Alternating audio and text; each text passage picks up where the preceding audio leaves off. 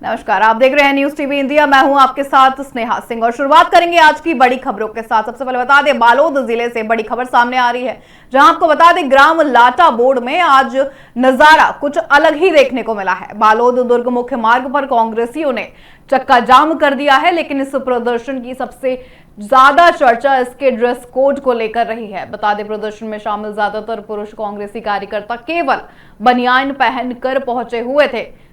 कांग्रेसियों का ये साफ कहना है कि ये प्रदर्शन किसानों और मजदूरों की बदहाली को दर्शाने का एक सांकेतिक तरीका था। प्रदर्शन की अगुवाई कर रही आपको बता दें विधायक संगीता सिन्हा ने सरकार पर सीधा हमला बोला है। कांग्रेस की दो प्रमुख मांगे हैं, पहली मनरेगा योजना को मजबूती से लागू करना और दूसरी धान खरीदी की समय सीमा को आगे बढ़ाना, ताकि कोई भी किसान अपनी उपज बेचने से वंचित ना रहे।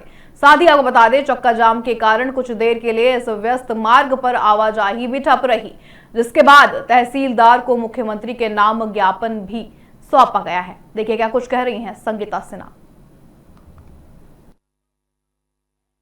पूरे छत्तीसगढ़ राज्य में आज एक दिवसीय धरना प्रदर्शन सरकार के विरोध में मनरेगा मनरेगा नाम परिवर्तन किया गया और उसका राज्य शासन का जो दिशा निर्देश है उसके विरोध में, और साथ में जो धान खरीदी को लेकर जो पूरे छत्तीसगढ़ राज्य में कई किसानों का धान अभी तक बिका नहीं हुआ है और आज धान खरीदी बंद हो जाएगा। तो हम निवेदन करने के लिए, अपील करने के लिए विष्णुदेव साय से ये मांग करते हैं कि समय अवधि में बढ़ोतरी किया जाए, समय को बढ़ाया जाए।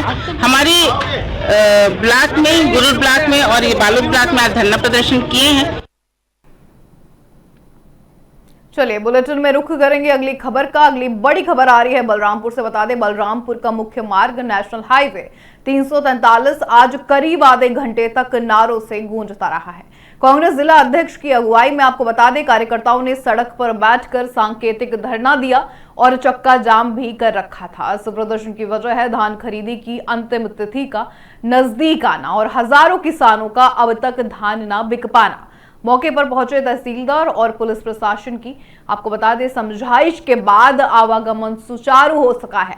इसके बाद कांग्रेसियों ने राज्यपाल के नाम एक ज्ञापन भी सौंपा। ज्ञापन में स्पष्ट किया गया है कि इस साल पोर्टल में आई तकनीकी दिक्कतों की वजह से धान खरीदी की प्रक्रिया कई बार बाधित हुई है। अगर तिथि नहीं बढ़ाई गई तो किसान बिचौलियों को कम दामों में धान बेचने पर मजबूर हो जाएंगे। साथ ही आपको बता दें, कांग्रेस का यह भी कहना है कि प्रदेश का अन्नदाता इस वक्त आर्थिक संकट में है। शासन द्वारा निर्धारित समय सीमा समाप्त होने वाली है, जबकि जमीनी हकीकत यह है कि अभी भी बड़ी संख्या में किसान टोकन और अपनी बारी का इंतजार लगातार कर रहे हैं। कांग्रेस ने चेतावनी भी दी है कि यदि 15 दिनों की मोहलत नहीं मिली तो वह उग्र आंदोलन के लिए आगे बाध्य होंगे। बलरामपुर में शुरू हुई ये चिंगारी अब पूरे प्रदेश में फैलती दिख रही है। अब आप बता दें, गेंद सरकार के पाले में है कि क्या वह किसानों को राहत देने के लिए तारीख आगे बढ़ाती है या फिर सियासी संग्राम और तेज होता है।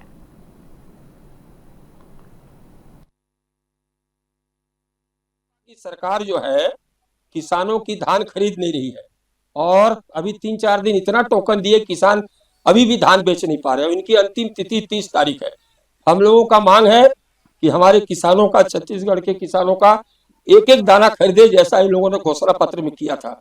और इस तरह की अव्यवस्था फैला के किसानों को परेशान किया जा रहा है। उसी के विरोध में हम लोग सांकेतिक चक्का जाम किए और धरना प्रदर्शन भी कर रहे हैं।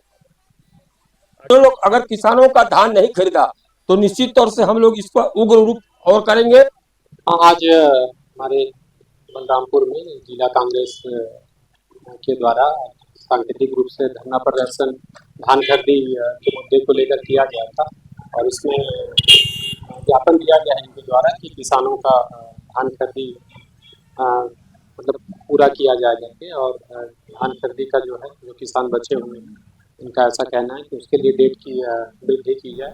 इस बात को लेकर ज्ञापन आज दिया गया। धमतरी में हाथों में तिरंगा और जुबा पर इंकलाब के नारे। ये नजारा है धमतरी की शराब दुकानों का। शुक्रवार को कांग्रेस कार्यकर्ताओं ने जिले की शराब दुकानों को घेर लिया। नाराजगी इस बात को लेकर थी कि राष्ट्रपिता महात्मा गांधी की पुण्यतिथि पर जब पूरे देश में शांति और शुचिता का संदेश दिया जाता है, तब प्रशासन ने शराब की दुकानें क्यों खुली रखी। कांग्रेसियों का यह साफ कहना था कि धमतरी के इतिहास में ये पहली बार हुआ है जब 30 जनवरी को शराब की बिक्री भी लगातार की जा रही थी। कार्यकर्ताओं ने इससे प्रदेश सरकार की नैतिकता पर एक बड़ा सवाल बताया है। शराब दुकान परिसर में ही कांग्रेसियों ने बैठकर धरना दिया और चेतावनी भी दी कि यदि ऐसी परंपरा बंद नहीं हुई तो आगे आने वाले समय में उग्र आंदोलन किया जाएगा। सुनिए क्या कुछ कह रही हैं कुसुम प्रधान। ब्लॉक कांग्रेस कमेटी वालों के द्वारा राष्ट्रपति महात्मा गांधी जी के पुण्यतिथि में शुष्क दिवस घोषित करने के संबंध में ज्ञापन सौंपा गया था, जिसको उच्च अधिकारी को अवगत करा गया है। देखिए, आज महात्मा गांधी जी की श्रद्धांजलि दिवस है और पुण्यतिथि है और 75 और 77 साल में पहली बार हुआ है कि शुष्क दिवस के दिन पूरी दारू भट्टी जिले की खुली हुई है। निगम क्षेत्र में मटन मुर्गे की दुकानें सब खुली हुई है। बहुत ही ये जो रीति और नीति स्थापित कर रही है भारतीय जनता पार्टी और उनकी सरकार बहुत ही गलत है। और गोडसे की जो रीति नीति है, गोडसे की जो विचारधारा को मानने वाले लोग हैं, उनकी रीति और नीति को आप समझ सकते हैं कि किस तरीके से वो हरकत कर रहे हैं। हमें यह भी पता चला कि आज महात्मा गांधी की पुण्यतिथि के दिन सरकार शराब बेच रही है, तो उसके विरोध में आज पूरा ब्लॉक कांग्रेस कमेटी शहर 1 एवं 2 एवं कांग्रेस के समस्त साथी शराब भट्टी आए थे और यहाँ देख रहे हैं तो शराब खुलेआम बेची जा रही है। तो ये इतिहास गवाह है कि ऐसा पहली बार हो रहा है कि शराब दुकान 30 तारीख को खुली हुई है, मतलब महात्मा गांधी के शहादत के दिन भी। चलिए रुक करेंगे अगली खबर का। जांजगीर के सिटी कोतवाली थाना क्षेत्र में आज उस वक्त हड़कंप मच गया जब आपको बता दें ग्रामीणों की नजरें हाई वोल्टेज बिजली के टावर पर पड़ी। कसौंदी गांव का रहने वाला आपको बता दें 35 वर्षीय किसान अनिल गढ़ेवाल करीब 100 फीट की ऊंचाई पर बैठा हुआ था। उसकी एक ही जिद थी कि मेरा धान खरीदने के लिए टोकन काटा जाए। बताया ये भी जा रहा है कि अनिल पिछले कई दिनों से धान खरीदी केंद्र के लगातार चक्कर काट रहा था। टोकन नहीं कटने की शिकायत उसने कई बार अधिकारियों से की, लेकिन जब सुनवाई नहीं हुई तो उसका सब्र जवाब दे गया। किसान का ये साफ कहना है कि प्रशासन उसे दर दर भटका रहा है, जबकि धान खरीदी की अंतिम तिथि नजदीक आती जा रही है। घटना की सूचना मिलते ही बता दें सिटी कोतवाली पुलिस और प्रशासनिक अमला मौके पर पहुंचा। हाई वोल्टेज लाइन होने के कारण खतरा और भी बड़ा था। पुलिस लगातार अनिल को सुरक्षित नीचे उतारने के लिए समझाइश दे रही थी, लेकिन किसान अपनी मांग पर अड़ा हुआ है। जिले में लगातार हो रही ऐसी घटनाएं ये बताने के लिए काफी हैं कि धान खरीदी केंद्रों पर सब कुछ ठीक नहीं चल रहा। सवाल ये भी उठता है कि अगर आखिर किसान को अपनी बात मनवाने के लिए टावर पर क्यों चढ़ना पड़ रहा है? क्या प्रशासन किसी अनहोनी का इंतजार कर रहा है?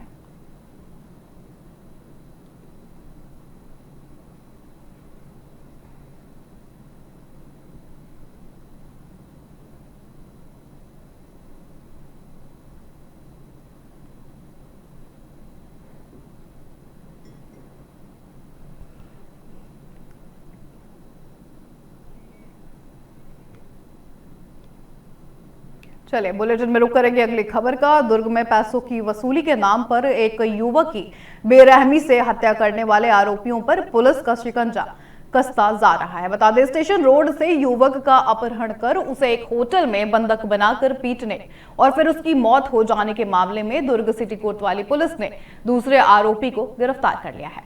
पुलिस की गिरफ्त में खड़ा ये आरोपी लक्की उर्फ आपको बता दें किशन कुमार ध्रुव है, जिस पर अपने साथियों के साथ मिलकर एक युवक की जान लेने का आरोप भी है। मामला है 20 जनवरी का, जब कसारी डीही निवासी ऋषि निर्मलकर को स्टोन रोड से आपको बता दें 3 आरोपियों ने कार में बिठाया था और इंदिरा मार्केट स्थित होटल 36 इनो ले गए थे। यहां पुराने पैसों की वसूली को लेकर विवाद हुआ और आरोपियों ने ऋषि की हाथ मुक्के से बेरहमी से पिटाई करी। पिटाई इतनी घातक थी कि 2 दिन बाद ऋषि की तबीयत बिगड़ गई। उसे भिलाई के एक निजी अस्पताल में भर्ती भी कराया गया है, जहां इलाज के दौरान उसकी मौत भी हो गई है। आपको बता दें शॉर्ट पीएम रिपोर्ट में चोटों की पुष्टि होने के बाद सिटी कोतवाली पुलिस ने हत्या का मामला अब दर्ज कर लिया है। पुलिस ने पहले ही मुख्य आरोपी प्रशांत राव को गिरफ्तार कर जेल में भेज दिया था और अब दूसरे आरोपी लक्की को भी घेराबंदी कर पकड़ लिया गया है। सिटी कोतवाली दुर्ग के अंतर्गत कुछ दिन पहले प्रार्थी और शिकायत दर्ज कराई गई थी कि इसी निर्मल का नाम का व्यक्ति लड़का है जिसकी मारपीट कर हत्या कर दी गई है, जिसमें हमने अपराध पंजीबद्ध किया था। शुरू में जो आरोपी था प्रशांत राव, उसकी गिरफ्तारी की जा चुकी थी। एक जो आरोपी था वो फरार चल रहा था, जिसकी गिरफ्तारी अभी की गई है, उसका नाम लक्की ध्रुव है। और क्या रीजन क्या था?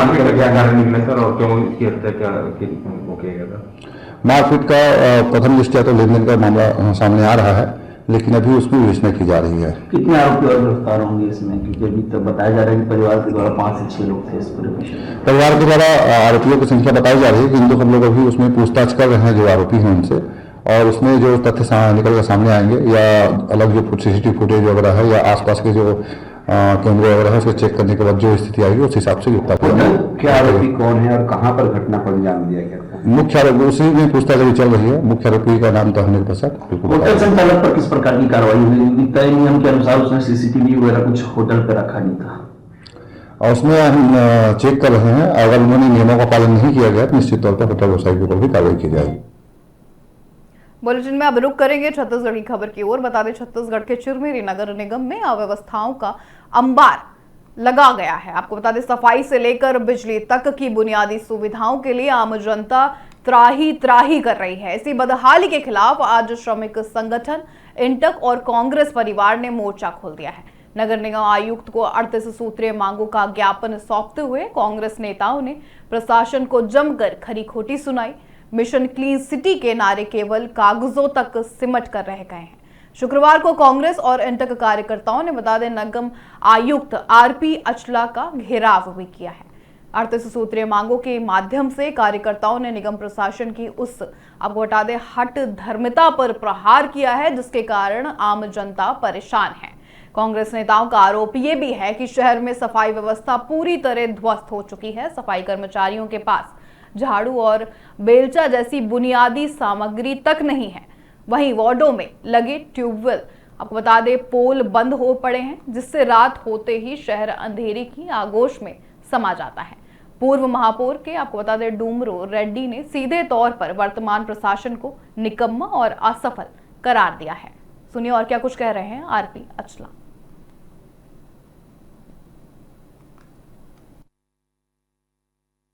देखिए, इंटक परिवार के साथ मिलकर हम लोग कांग्रेस के लोग आज चिरमिरी में जो अव्यवस्थाएं हैं, नगर निगम की व्यवस्थाएं पूरी तरह से थोथी साबित हो रही हैं। किसी की कोई सुनने वाला नहीं है। ना तो सफाई अच्छे से हो पा रहा है, ना तो बिजली का काम है। ट्यूबलर पोल जल नहीं रहे हैं, सड़कों में अंधेरा छाया रहता है, वार्डों में अंधेरा छाया रहता है। मिशन क्लीन सिटी के कर्मचारियों के पास झाड़ू बेलचा तक का सामग्री नहीं है। ऐसे में नगर निगम केवल बड़ी बड़ी बातें करते हैं। ट्रिपल इंजन की सरकार जब माइक में कैमरे के सामने आकर लंबे लंबे झूठे घोषणाएं करते हैं, लेकिन जमीन पर नगर निगम चिरमिरी पूरी तरह से असफल है और अपने निकम्मापन के कारण अब चिरमिरी की जनता इनसे बहुत निराश है और अब तो आवेदन और निवेदन करना भी जनता ने छोड़ दिया है। ऐसे परिस्थिति में हम लोगों ने ये बीड़ा उठाया है कि हमें अपने जनता के समस्याओं को एक आवाज देना है। चलिए रुक करेंगे अगली बड़ी खबर का। दुर्ग जिले की सड़कों पर आज कांग्रेस का गुस्सा एक बार फिर फूट पड़ा।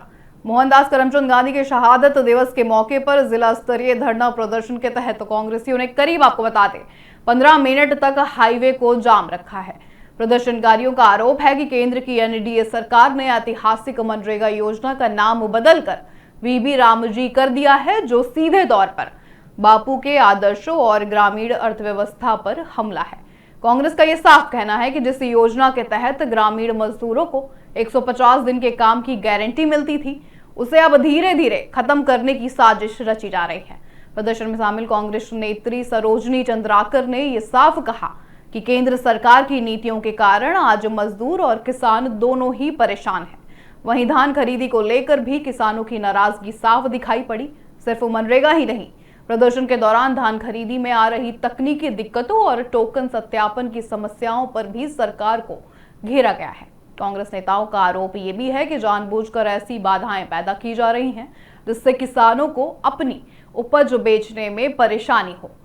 गांधी की पुण्यतिथि पर शुरू हुआ ये सियासी संग्राम अब थमने वाला नहीं है। कांग्रेस ने यह साफ कर दिया है कि वह सड़क से लेकर सदन तक मजदूरों और किसानों की आवाज बुलंद करेगी।